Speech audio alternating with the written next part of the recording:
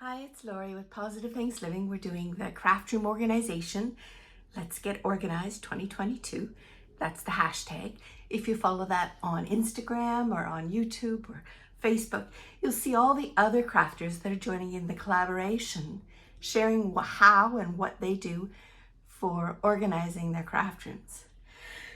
I'm talking about the metal dies that we use in a big shot or other kind of manual, crank held, or sometimes they have a motor we put through to cut out our paper. Now there are larger ones. When I bought this big shot on Facebook, what's it called? Facebook, yeah, where you sell things and buy things. Marketplace, there we go. It came with a couple of the original kinds of dies, but I just have a couple of these. I'm not going to talk about how to store these or how I organize these because I don't have many, and they go in a drawer.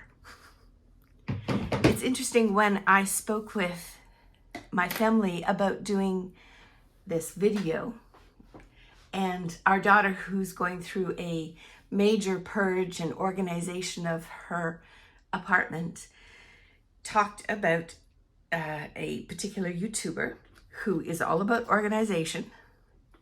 I'm going to link below to her, along with all the collaborators from this group. And as I watched a few of this organizer's videos, she highlighted why I organize differently from my husband. And of course, you and I might organize differently. She talked about how she's divided them into 4 categories or 4 identifiers.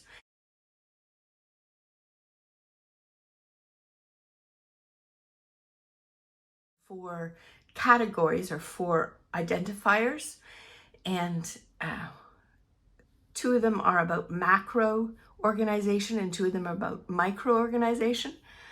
And then the other part of the quadrant is whether or not you like seeing what you have.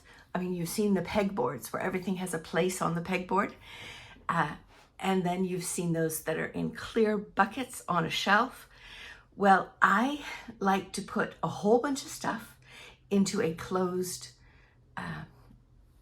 organizational system. That's why when I was crafting in our dining area, I would put everything into a banker's box. I'm going to insert a picture here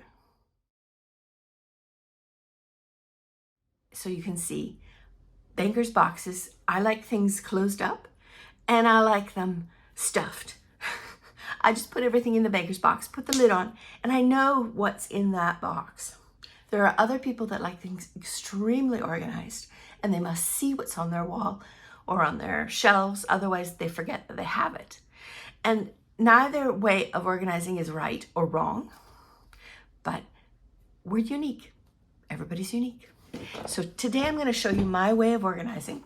I do things in a macro way, meaning I don't have to have a specific spot for each thing, but I do like it visually uncluttered, meaning I don't like to see it all. So my style of taking care of dies, these things, the thinlits I think they're called, is to put them in a binder. So you can see that they're in dividers, and this is a magnetic sheet. Here is what I buy. They're vent covers, and they're like $8 at a Home Depot or a Lowe's, any of your home improvement stores.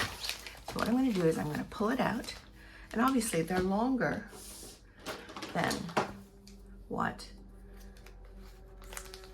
is a notebook. So I cut them, and they're really easy to cut. Just my scissor. And this one comes with 1, 2, 3. And as you can see here, I have my dies, and they're not organized the way someone who likes macro or micro organization, meaning if I were that kind of organizer, I'd have a tab on each side and I'd have the name of the die, what it is, and I'd be sure that I could just flip to exactly what it is. I'm not that kind of organizer. It has to have a place to go, but it doesn't have a specific place to go. So I mix and match and just have a general idea. And you know what? I don't have that many dies yet that I need to be too specific. Now, they come often in these little packages. For example, these are my Christmas dies. I'm going to keep them in this package, in this binder, because I know for Christmas, yeah, I do that. These I might put on one of the magnetic sheets. I probably will, because I've bought more now. And I have space in this binder. But I could just leave them in the package and tuck it into the pocket. Again, they're all in the same place and they are somewhat organized. Yeah, it's as simple as that. It really is. I find that I need to use washi when I put it through the Sizzix because the Big Shot, because it might slide. So yeah. So I have dies. I'm collecting more as we go along. But you can see I have room for 2 more. And the reason that I put these dividers in between is because the sheets are not, the magnetic sheets are not real, what can I say? Not real wide or firm. They're more bendable. And if I go like this, if I try turning them just the way they are, some of the dies might fall off. Not always. It's magnetic enough for me anyhow. And the bigger ones obviously work better.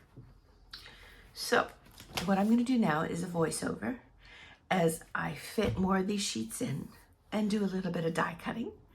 And yeah, thank you very much for joining me. I'm Lori at Positive Thanks Living, and here's a little bit of a voiceover as I work with my dies.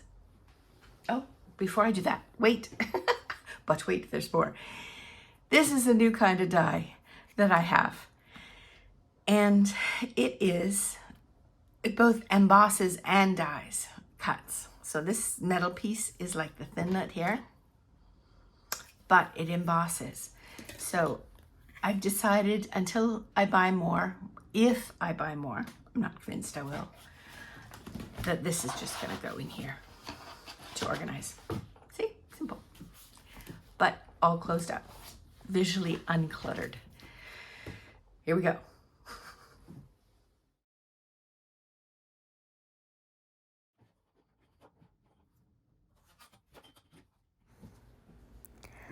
I'm just measuring out how I want the sheet protectors to go into the binder. One side is black, the magnetic part.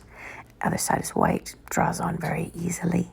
The sheets are thin enough that the hole punch works to make the holes and cuts so easily with a regular scissor. I fit it into the binder, no problem. And I want it to be a place to put the Tim Holtz dies. They're flower and leaves. You have to make sure that the side that goes down is not the cutting side. One side is flat, one side is raised, and the flat side goes down better. I mean, obviously the raised side works too. It just works better with the flatter side. And here I'm trying to put them all in, and it's kind of like a puzzle, and they're getting a bit crowded. And I decide, well, I think I'd like to add an extra one. So I'm marking out where the holes will go. And if you notice, I'm measuring with the white side, and I'm marking with the white side. And I think it's going to go from the top to the bottom. But as I opened up and realized, whoops, I have to put it on the bottom too, and that works just fine, no problem. Thank you so much for watching this video. Take a look at all the other collaborators in this group. And if you like, I welcome if you would like to subscribe to Positive Things Living. I like to do practical and crafting videos, all with a focus on being positive and being thankful for all we do. Take care. It's Lori. So this is what I used to do my die cutting. I bought it used on Facebook Marketplace. It is a big shot, and you use it with this kind of platform.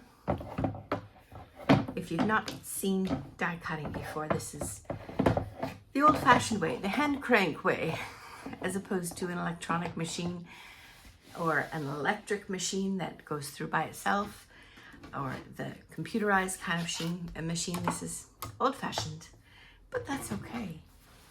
I'm an old-fashioned kind of gal. Not really, but. So I'm just gonna show you quick how I die cut. Let's do this, in case you've not seen it. And there's so many people that have done it. When I first started to do die cutting, or trying to decide what kind of machine I wanted, I watched a bunch of those videos. So there's a side that has a lip and it's sharp, and it has a side that has a flat area. You put the sharp area down because it cuts through. You place it on your board, and you make what they call a sandwich. So it's a die cut, or the plate, platform, there we go, platform, a plate, paper, your die cut, and another clear plate sandwich. And then you crank, and it goes through, and those noises are perfectly acceptable. You hear it all the time. It's a good thing to hear. It's not damaging anything. So it goes through, and sometimes I put it through more than once, depending upon the style of the die cut, this thinlet they call it. And there's a tag all cut out. You can see that's how it cuts, including the hole. So it's that simple. It's Lori with Positive Things Living. Thanks for joining me on this LGO 2022, my craft room organization video of my die cuts. Take care, and thank you so much for subscribing.